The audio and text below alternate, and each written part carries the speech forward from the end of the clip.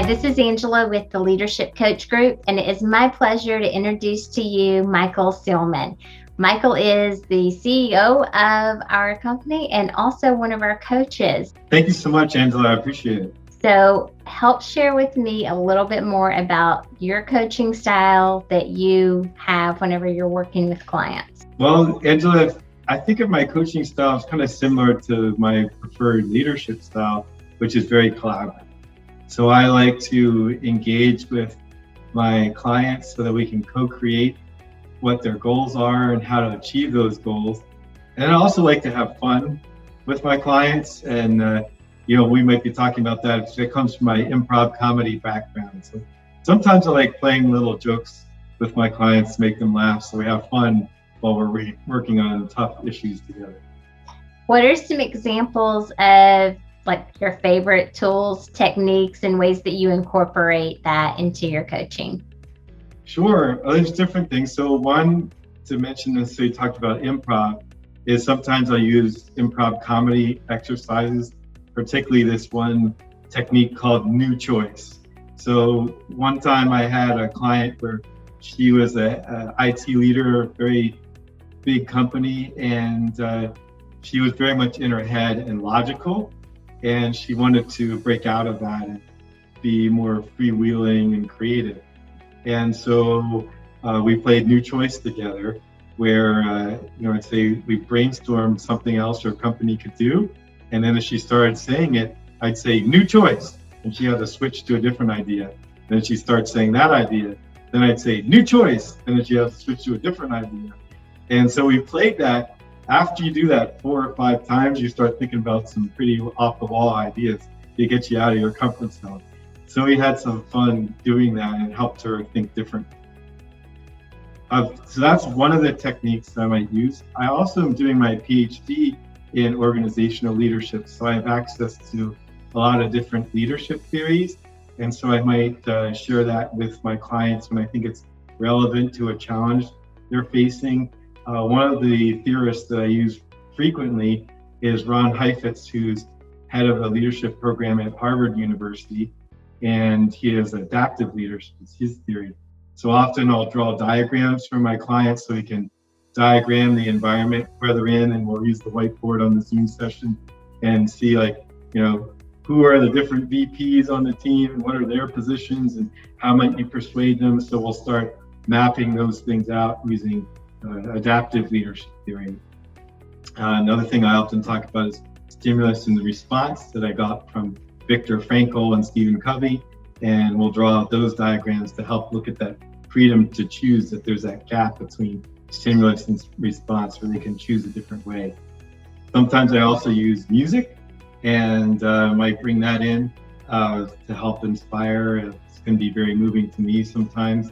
And so it depends on what might be useful to my client. I try to bring the tools that will be helpful in them shifting their perspective and looking at challenges in a different way. Such a wide range of options that you can use to fit to the client's needs, but make it fun. I'm sure they'll look forward to every time that they're meeting with you and that they enjoy their time that they spend with you. So I'll tell you one story to kind of talk about how I like having fun with clients.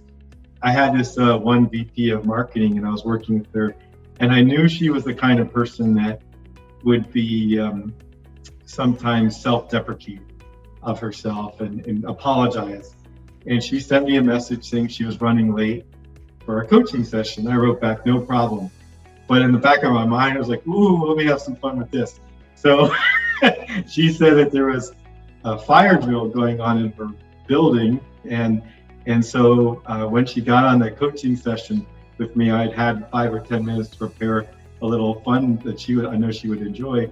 So she got on with me, and then she was apologetic, like, so I'm so sorry, Michael, to keep you waiting. I was like, no worries. And then I say, you know what?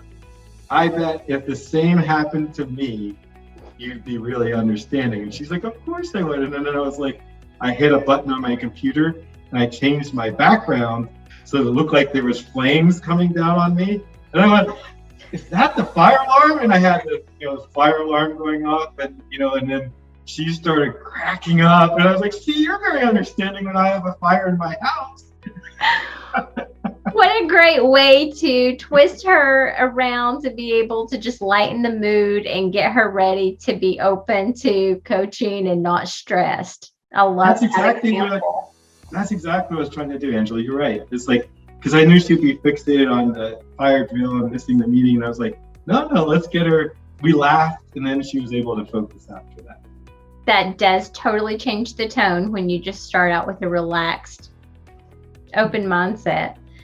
When you're thinking of challenges that you like to help clients with, or some of the ones that it's been the most rewarding that you've helped them with, what comes to mind? Well, it's I think of the previous work I had where I was a leader in the U.S. government, and often the things I worked on there were like a mile wide and an inch deep. We were working on some national program, and rarely did I see the immediate effects of what we were working on.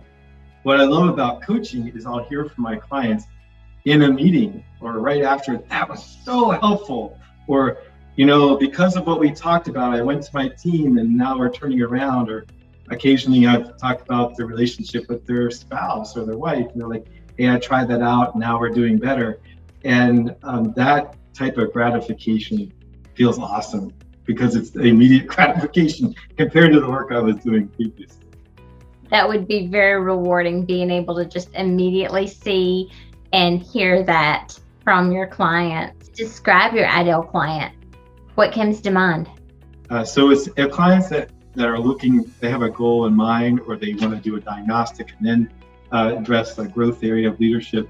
Those are great clients for me. I have an example of one client that I was thinking about to kind of dovetail on the earlier question you asked me about rewarding. There was one client that came to me where we did a 360 evaluation, and the tool we were using, we were also able to compare him to other leaders that had taken the same tool. And I remember seeing his assessment ahead of time, and I was like, wow, he was low in every category. And I was thinking, I'm an optimist, I try to think of the bright spots, and I was like, none of these are high. And so I was trying to think about how to work with this client. And this is before I met with him, and I was like, how am I going to brief him on these results? Well, he was very matter of fact. He was in IT, and he's just like, hey, that's where we are now, and you're going to help me get better. And wouldn't you know, Angela, by the time of us working together for a year or so, we took that assessment again, and then he was in like the 90th percentile in almost every category. Now, I'm not saying that you can do that with every client, but he worked on it. He worked with his employees. He tried to show up differently, and what an amazing difference. What's interesting is I thought, when I saw the results, I was like, oh, he's going to be so excited with his hard work and how it paid off. But he was also very stoic about it. He's like, yeah, I'm glad to see it. We've been working on it. So it was pretty funny. He was stoic in the front end and also at the end too. You helped to share the excitement for him then. Yeah, yes, I was excited for it. Tell me a little bit more about your professional background. I know you worked for the U.S. government and with the FBI, correct? That's correct, yeah. So I'll try to condense the story here. I went to University of Maryland for my undergraduate work, where I studied government and politics, and then I minored in leadership. Even back then, I was very interested in leadership and leadership development. Then I got the chance to study with one of the foremost scholars of leadership, James McGregor Burns. He literally wrote the book Leadership. That's the name of his book. He started the theory of transformational leadership. And I got to work on a book with him later when he was studying President Clinton, and he interviewed President Clinton, and I got to work on that book. And then I said, hey, Dr. Burns, where should I continue my study of leadership? He said, go to Harvard, study with Ron Heifetz, that other leadership theorist I was mentioning. I was like, yes, sir. And he wrote me a recommendation to help me get into Harvard. And I did my master's program, and I studied with Ron Heifetz, and I did my I did my undergraduate thesis with Dr. Burns. I did my master's project with Ron Heifetz, and where he was my client, and I studied perhaps a course that he could create. And so I got to stay with Dr. Heifetz, and then I went into the U.S. government through a program called the Presidential Management Fellows Program, where it's like the fast track to leadership positions in the government. And I rotated around different parts of the U.S. government, including at the White House. And I worked in the White House Reinventing Government office under Vice President Al Gore. And we were trying to change the way the government handled innovation and government programs. And so that was a great way to start off. So I looked at the U.S. government as just one big company with different business units. Later, I went to the Department of Justice in the Community Policing Office. But then at 9/11, one of the police chiefs I was working with got selected by the FBI Director Bob Mueller to head a new office after the 9/11 terrorist attacks to improve the relationships between the FBI and state and local law enforcement. And he asked me to come over and open that office with him. I became his acting chief of staff, and we worked with the 700,000 police officers in the United States to help them spot and prevent terrorist attacks in partnership with the FBI. And then later I was selected to be the first global chief of internal communications at the FBI, where I coached the FBI director and his leadership team how to communicate with their workforce around the world and accelerate the organizational changes we were making post 9/11 terrorist attacks. Then after that, I reported I became the Deputy Chief Knowledge Officer at the FBI, where I supervised the innovation program or data sharing with international partners and Fortune 500 corporations, and also the knowledge management innovation program. After that, I became direct report to the Chief Financial Officer. I wanted to work on my budgeting and financial skills, important for an executive. And later, I got asked to lead a national violence reduction effort to help turn around the most violent cities in the country. And I led teams of FBI, DEA, ATF, and marshals. And we'd work in conjunction with the local law enforcement to turn around some of the most violent cities in the country. I loved doing that job. So that was very rewarding. Later, I moved over to the Department of Homeland Security.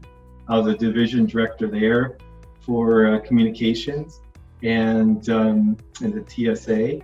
And then I decided to move into coaching from there. So that was a very big shift.